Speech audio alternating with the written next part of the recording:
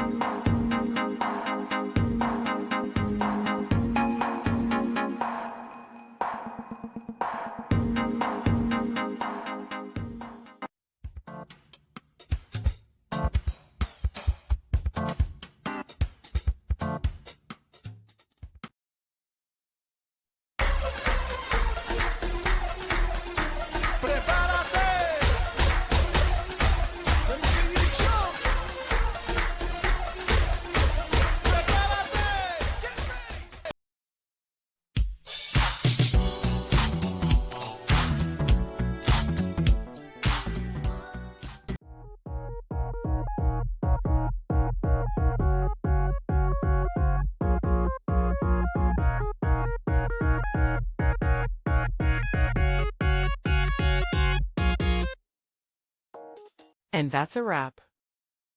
I hope you found the answer you were looking for. If you did, take a second to hit that subscribe button. It really helps out.